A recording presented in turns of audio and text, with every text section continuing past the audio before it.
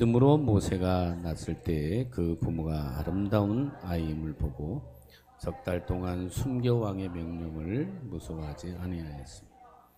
믿음으로 모세는 장성하여 바로의 공주의 아들이라 칭함을 받기를 거절하고 도리어 하나님의 백성과 함께 고난받기를 잠시 죄악의 낙을 누리는 것보다 더 좋아하고 그리스도를 위하여 받는 수모를 애굽의 모든 보화보다 더 큰 채물로 여겼으니 이는 상주심을 바라봄이라. 믿음으로 애굽을 떠나 왕의 노함을 무서워하지 아니하고 곧 보이지 아니하는 자를 보는 것보다 심하게 참았으며 믿음으로 유월절과 피 뿌리는 예식을 정하였으니 이는 장자를 멸하는 차로 그들을 건드리게 하지 아니하라. 믿음으로 그들은 홍해를 육지같이 건넜으나 애굽 사람들은 그것을 시험하다가 빠져 죽었으며. 아멘. 그래서 모세의 영성 특징을 우리가 5가지 단어로 성경은 알려주고 있는데, 첫 번째 뭐라고 그랬어요?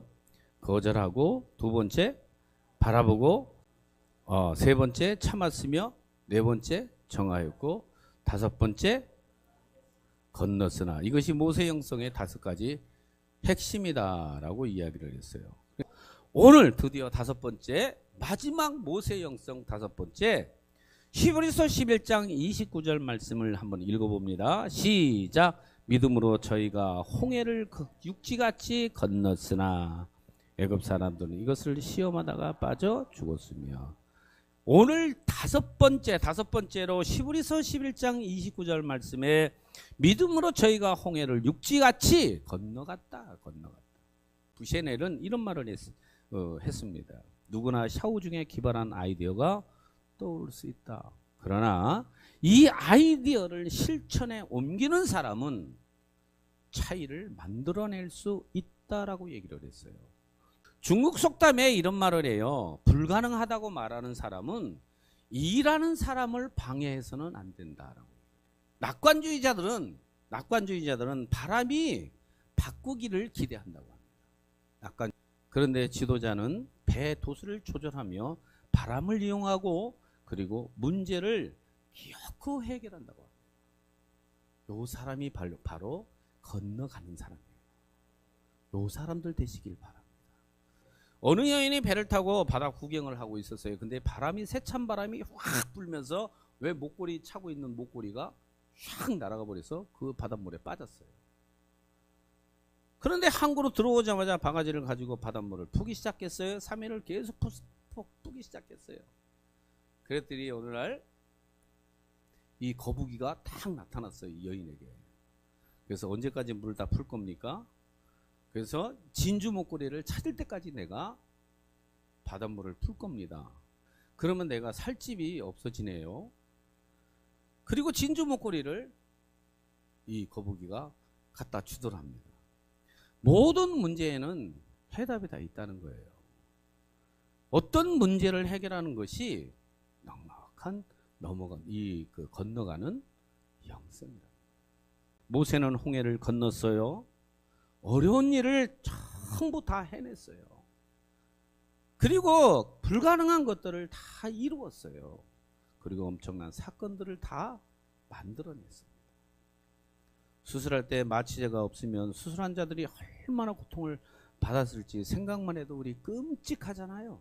그런데 그 마취제를 찾아낸 사람이 제임스 심프손이라고 해요. 14살 때 에딘버러 대학교에 입학하여서 의학을 전공했어요. 그리고 29살 때 대학교 교수가 된 천재 교수입니다. 천재 의사예요. 그래서 그는 의사로서 수술 환자들의 고통을 뼈저리게 아프게 여기고 있었어요. 그래서 어떻게 하면 수술 환자들의 고통을 덜어줄 수 있을까 고민하고 생각하고 기도하며 연구했다는 거예요. 그러던 중에 성경을 읽었어요.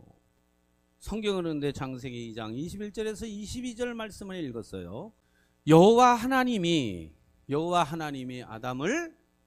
아담을 깊이 잠들게 하시니 잠들매 그게 갈빗대 하나를 취하고 살로 대신 채우시고 여호와 하나님이 아담에게 취하신 갈빗대로 여자를 만드시고 그를 아담에게로 이끌어오시니. 이 말씀을 읽으면서 갈빗대 하나를 빼내는 것은 보통 고통이 아닌데 이를 잠들게 하고 아픔 없이 하신 하나님께 기도하기 시작했어요. 그래서 깊이 잠들게 할 수 있는 약이 있을 것이라고 생각하고 고민하고 기도하고 연구했다는 거죠. 1847년에 이 심부소는 크로로포름이라고 하는 액체에서 마취제를 찾아냈어요. 찾아내서 1853년 빅토리아 여왕의 왕자를 분만할 때 처음 사용하여 이 공인을 인정받게 됩니다. 그리고 온 세계 의학계의 지도자가 됐어요. 먼 훗날 제자들이 이 심부손 이 교수에게 물어봅니다. 의사에게 물어봅니다. 선생님, 지금까지 발견한 것 중에서 가장 큰 발견이 무엇입니까? 여러분들은 뭐라고 대답할 것 같아요? 나의 가장 큰 발견은 내가 죄인이라는 것을 발견한 것과 죄인을 구원하신 예수님을 발견한 것이다. 이렇게 얘기를 했어요. 건너는 것 해결하는 것이 바로 영성이라는 거예요. 할렐루야. 돌리파토는 이런 이야기를 해요. 무지개를 보기를 원한다면 네가 먼저 비를 만나라. 이 레오나르도 로더라는 사람이 이런 말을 했어요. 경험이 있는 사람과 돈 있는 사람이 만나면 경험 있는 사람은 돈을 소유할 수가 있고 돈 있는 사람은 경험을 소유할 수가 있다라고 얘기를 했어요. 무슨 말입니까? 서로 문제를 보완하여 해결한다는 의미를 얘기해 주죠. 그래서 우리가 하나님의 나라를 세워나가려면 너랑 나랑 서로 보완하는 그런 사람이 서로 연결되어서 벽돌 한 장 한 장 우리가 올려놓으면 여러분들이 한 장의 벽돌이고 나도 한 장의 벽돌이에요. 그 한 장 한 장의 벽돌이 모아져서 아까 사모님이 그렇게 기도했잖아요. 그 벽돌이 모아지면 온전한 교회를 세워나간다는 거예요. 그렇습니다. 모세의 영성은 어떤 문제 앞에서 건너는 것이고 해결하는 것이에요. 이 토저라는 사람이 이런 말을 했는데 하나님의 말을 듣는 그 사람의 말을 들어라 라고 얘기를 했어요.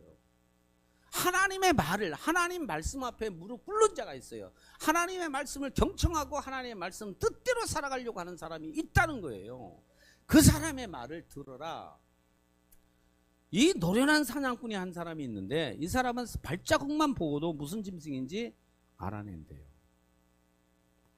사람의 발자국인 경우에는 남자 발자국인지 여자 발자국인지를 알고 몸무게도 걸음걸이까지 몸 상태, 건강 상태를 다 알 수 있다고 한답니다. 그래서 언제 지나간 발자국인지도 가늠을 한대요.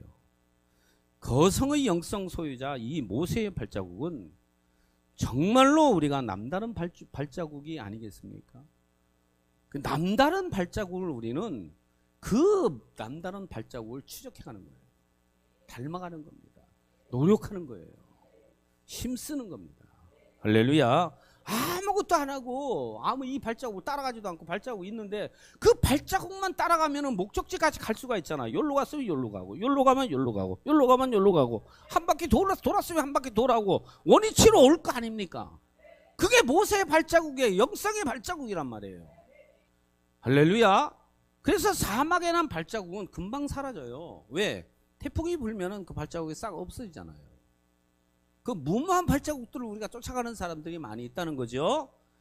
그러나 달나라에 낸 발자국은 수천 년이 지나도 그 발자국이 지워집니까? 그래서 우리가 따라가야 할 발자국은 모세의 영성 발자국이라는 거예요.